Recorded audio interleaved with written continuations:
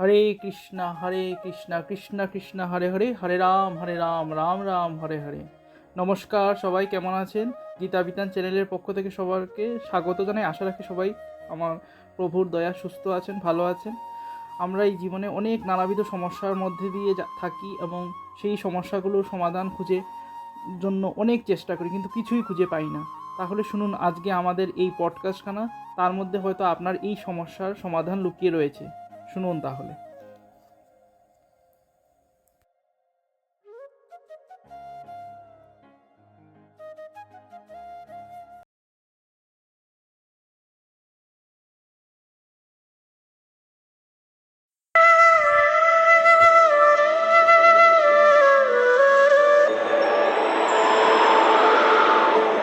একজন পিতার জন্য তার সন্তান তার গর্ব, তার অহংকার।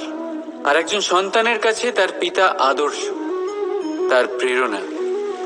না বললেও পিতা তার সন্তানের সমস্ত ইচ্ছে বুঝে যায় আর সেটা পূরণ করার প্রাণপণ চেষ্টা করে।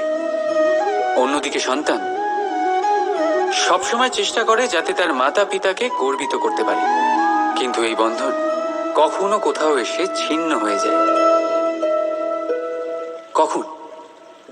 যখন সন্তান নিজের ইচ্ছে মতো নিজের জীবন সাথী বেছে নিতে চায়। কেন? কারণ হলো বার্তার অভাব।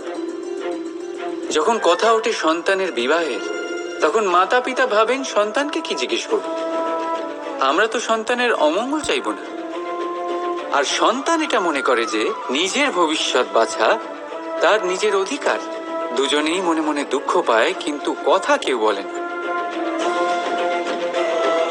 এটাই হওয়া উচিত যে মাতা পিতা নিজ স্নেহের সাথে সন্তানের ইচ্ছে বুঝে নেওয়া দরকার, আর সন্তানেরও সেই বিশ্বাসের সাথে মাতা পিতার বিশ্বাস অর্জন করা উচিত।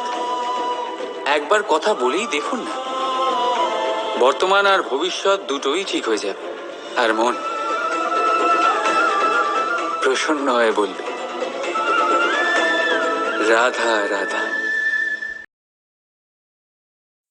এত সময় ধরে আমাদের সাথে থেকে আমাদের পডকাস্ট শোনার জন্য অসংখ্য ধন্যবাদ। আমাদের চ্যানেলের পরিবারের সকলকেও অসংখ্য ধন্যবাদ। যারা আমাদের চ্যানেলে নতুন আছেন তাদেরকে অসংখ্য ধন্যবাদ।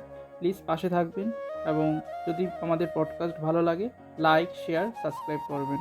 অসংখ্য ধন্যবাদ।